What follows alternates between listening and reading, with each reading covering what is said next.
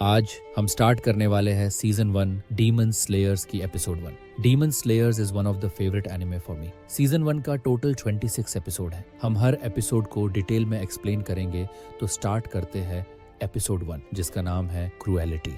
कहानी की शुरुआत में हमें एक लड़का दिखाई देता है जो अपनी बहन नेजुको को पीठ पर उठाए हुए घबराहट में कहता रहता है, मरना मत नेजुको, मैं तुम्हें बचा लूंगा, चाहे कुछ भी हो जाए, मैं तुम्हें मरने नहीं दूंगा। ये बोलते हुए वह लगातार दौड़ता रहता है। इसके बाद हमें एक दिन पहले की फ्लैशबैक में ले जाया जाता है। वहाँ तंजीरो की माँ उसके चेहरे से धूल साफ कर रही होती है और कहती है, तुम्हें इतनी मेहनत ठंड में नहीं करनी चाहिए। लेकिन तंजीरो जवाब देता है, मैं चाहता हूँ कि हमारा परिवार भी न्यू ईयर पर पेट भर खाना खाए, इसलिए मुझे जितनी हो सके उतनी लकड़ी बेचनी होगी। उसी वक्त तंजीरो की छोटी बहनें हनाकू और शिगेरू तंजीरो के साथ जाने की जिद करती हैं, लेकिन तंजीरो उन्हें समझाता है, तुम दोनों जिद मत करो, मैं तुम्हारे लिए आते वक्त खिलौना जरूर लाऊंगा। तभी तकेयो तंजीरो का दूसरा भाई मुंह बनाते हुए कहता है, दोनों होते तो लकड़ियां जल्दी काट पाते। इस बातचीत के बाद तंजीरो निकलने लगता है। कुछ दूरी पर नेजुको, जो सबसे छोटी बहन रोकिता को सुला रही होती है, कहती है, डैड के गुजर जाने के बाद हर कोई तुम्हारे पास रहने की कोशिश करता है। इसके बाद तंजीरो अपने परिवार को बाएं बोलते हुए निकल जाता है। हम देखते हैं कि कुछ रास्ते के बाद तंजीरो खुद से बोलता है, हमारी जिंदगी आसान नहीं है, लेकिन फिर भी हम खुश हैं। ऐसा नहीं है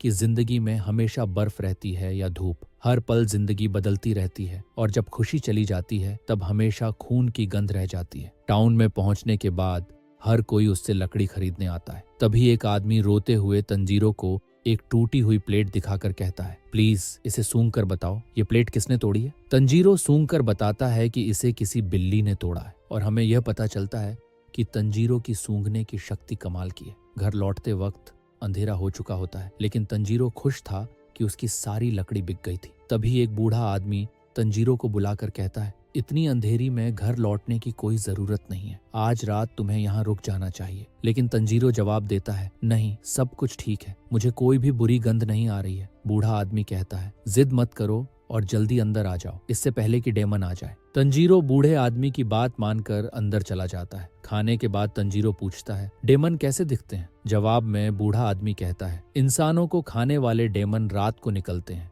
और इसलिए हमें रात को बाहर नहीं निकलना चाहिए। उसके बाद तंजीरो पूछता है, क्या डेमन घर के अंदर भी आ सकते हैं। बूढ़ा आदमी जवाब देता है, हाँ आ सकते हैं। तंजीरो कहता है, अगर ऐसा है तो सारे इंसानों को डेमन खा चुके होते। बूढ़ा आदमी कहता है, इसीलिए डेमन को मारकर डेमन स्लेयर्स हमें बचाते हैं। सुबह तंजीरो घर की ओर निकलता है। कुछ रास्ते के बाद उसे खून की गंध आती है, जिससे वह घबराहट में अपने घर की ओर भागता है। लेकिन जब वह देखता है कि घर के बाहर उसकी छोटी बहन नेजुको और रोकिता खून से लथपथ पड़े हुए हैं, तो वह चिल्लाते हुए नेजुको को उठाने की कोशिश करता है। लेकिन जब वह घर के अंदर झांकता है तो देखता है कि उसकी पूरी फैमिली की कल रात मौत हो चुकी है। कहानी वापस से प्रेजेंट में आती है, जहां तंजीरो नेजुको को लेकर भाग रहा होता है, क्योंकि सिर्फ नेजुको ही जिंदा थी। कुछ देर बाद नेजुको को होश आता है, और ज्यादा जोर से हिलने की वजह से तंजीरो नेजुको के साथ खाई में गिर जाता है। लेकिन जमीन पर बर्फ होने की वजह से उसे ज्यादा चोट नहीं आती। जब वह नेजुको को ढूंढता है तो देखता है कि नेजुको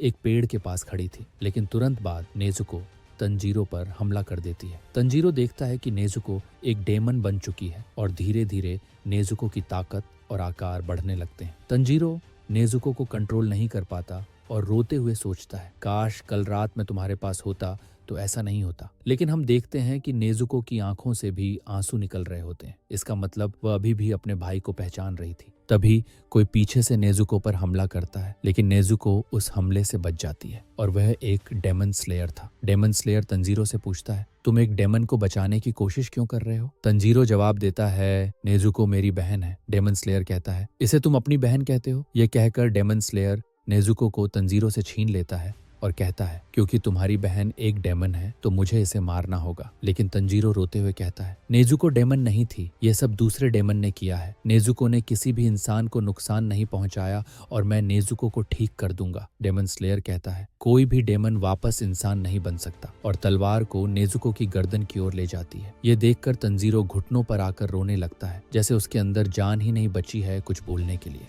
तंजीरो की बात सुनकर डेमन स्लेयर गुस्से में कहता है, भीख बंद करो, अगर इससे कुछ भी फायदा होता तो तुम्हारी फैमिली आज जिंदा होती। तुम इस स्थिति में कुछ नहीं कर सकते तो मैं कैसे मान लूं कि तुम अपनी बहन को ठीक कर दोगे। कमजोर का इस दुनिया में कोई अधिकार या चॉइस नहीं होता, वो बस स्ट्रॉन्ग के द्वारा इस्तेमाल किए जाते हैं। शायद डेमंस को पता होगा तुम्हारी बहन कैसे ठीक होगी, पर डेमंस तुम्हारी बात सुनकर नेजुको को ठीक नहीं कर देंगे, इसलिए मेरे सामने भी तुम्हारा कोई इज्जत नहीं है। ये सब डेमन स्लेयर तंजीरो को स्ट्रॉन्ग बनाने के लिए बोलता है, न कि उसे नीचा दिखाने के लिए, क्योंकि वह भी गिल्ट फील कर रहा था कि वह तंजीरो की फैमिली को बचा नहीं सका। इसके बाद तंजीरो बर्फीली हवा में एक पेड़ के पास जाकर डेमन स्लेयर पर पत्थर फेंकता है और उस पर अटैक करता है, लेकिन डेमन स्लेयर आसानी से बच जाता है और तंजीरो को बेहोश कर देता है। जब डेमन स्लेयर सोचता है कि तंजीरो की कुल्हाड़ी कहाँ गई, तभी कुल्हाड़ी ऊपर से आकर उसकी गर्दन के पास पेड़ पर लगती है। डेमन स्लेयर समझ जाता है कि पत्थर फेंककर तंजीरो ने सिर्फ उसका ध्यान भटकाया, जबकि उसने पहले ही कुल्हाड़ी फेंक दी थी ताकि वह गिरने के बाद उसे चोट पहुंचाए।